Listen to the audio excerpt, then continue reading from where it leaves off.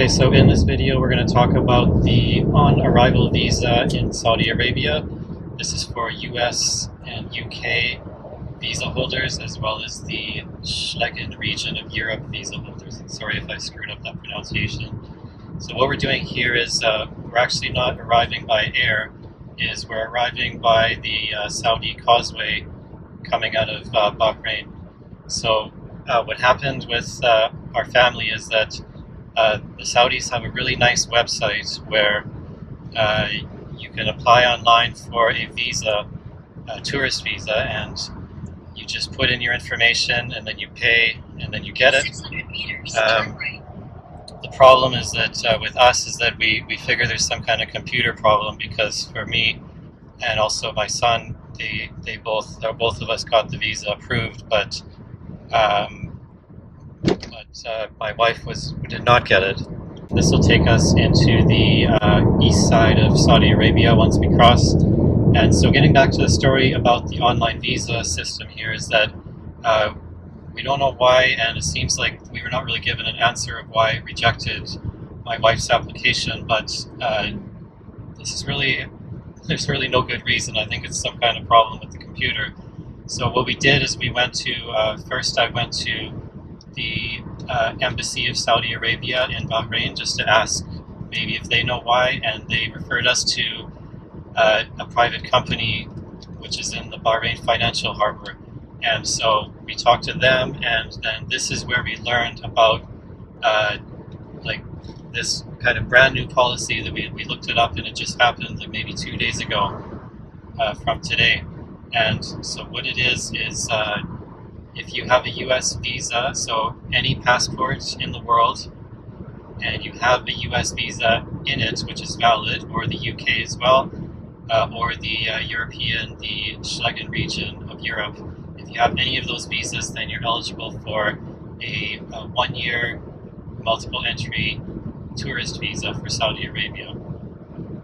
So this is kind of a huge thing, because to get the regular tourist visa, you got to pay about 530 rial, I think, which I'm not really sure if you want to do the math on that, but anyway, so we had quite a little frustrating day with this, didn't we? Well, I don't know. I probably only got like 2 hours of sleep last night since you applied, and then find out I was rejected. So one other thing, I'm going to drop a couple of links down below. This is for like all the news releases regarding this new policy about having these kind of US, UK, Europe visit visas in your passport and allowing access into Saudi Arabia. So these seriously came out 2 days ago before the recording of this video. So just want to give it to you, just so maybe if you're going to be coming by air maybe, or if you have like a travel agent, if that business even still exists, then you can just try to follow up with that, just to make sure that you don't really run into this again like we did. So because for us it's really no skin off our back, because we can just turn the car around and go back home, but for you, if you're coming by air, you're like you go. Yeah, and then so there's also a number we phoned that you can call late at night even, and somebody picks it up.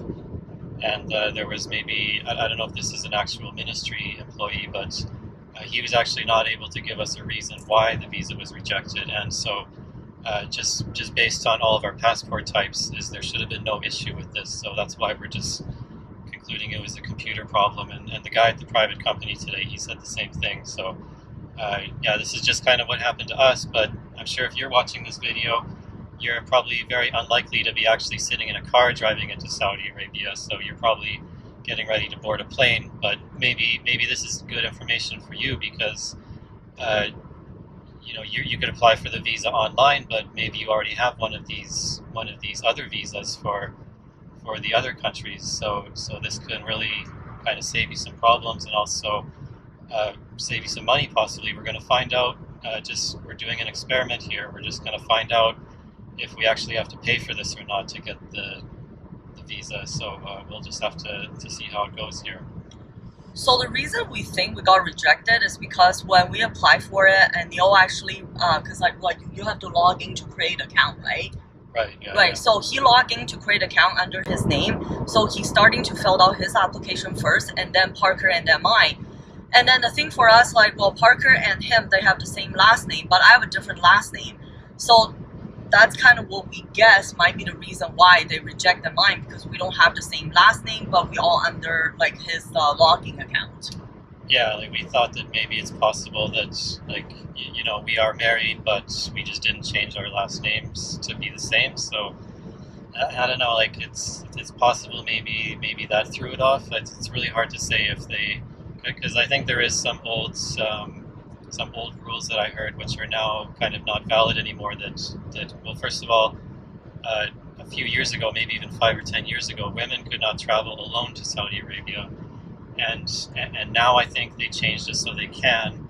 But I did hear something which I'm not sure if this is true either, but they don't want you traveling with somebody who you're not married to, like a man and a woman, unless they're actually married. Which I like. Don't quote me on that either, but it's possible that that's kind of the case as well. Like, so we just really don't know what happened, but we're gonna find out based on this new rule that came out. Oh, I just realized I don't have my abaya. I didn't bring it. Would that be a big deal? Okay, well, I think for today it's fine because you're just kind of crossing the bridge and going back. Yeah, well, guys, I didn't bring my abaya today, so that's another thing. I don't know, like, what they're gonna do, because what our plan today, like, we're not actually going to, Saudi, for real. Like, I just wanna, like, we heard from the guy in the office earlier, we can just go try it and see, maybe because I have a US visa valid, and then maybe they will just give me 1 year kind of on arrival, and we're not actually going to Saudi, so we'll see. I guess we'll keep you guys updated. Heading across the causeway, it actually takes several minutes to drive across here.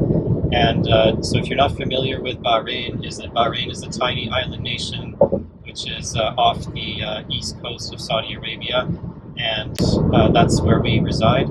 And it's really kind of arguably the most kind of liberalized country of the Middle East. Part of our family plan to kind of get a residence permit there, and this I thought would be a good idea to have the Saudi visa. We can get access to a much larger country, which we're really curious to discover a lot of things about this place. Especially, they're doing a lot of modernizing, sort of liberalizing a lot of rules. Women are able to drive, and they got lots of other things you were not able to do before. So we're just gonna kind of see how that goes. Is this the middle island thing? Yeah, so what we're coming up to here, I've been here once before. This is an island where the border crossing is. So you got to go through two, if I'm not mistaken, you got to go through the Bahraini authorities first, and then the Saudis will be second. It could be the other way around. We'll find out here. But so yeah, we'll just turn the camera off for when we actually get to the border crossing. Okay, so we just came back. We got actually turned around at the border. They sent us back to Bahrain. There seems to be a delay in communication between like the airport and the land crossings. So because we got there and they said that no, like this whole business of having a U.S. visa, like they've never heard of it. And honestly, it's quite a communication barrier with English with the Saudi officials compared to Bahraini.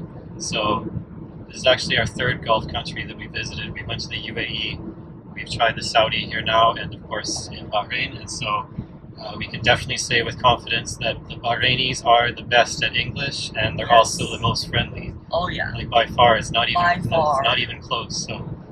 So just to let you know that. But it's quite a big comparison, honestly.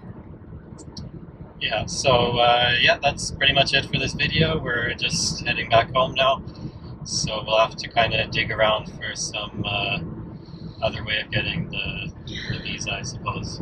Yep. Bye.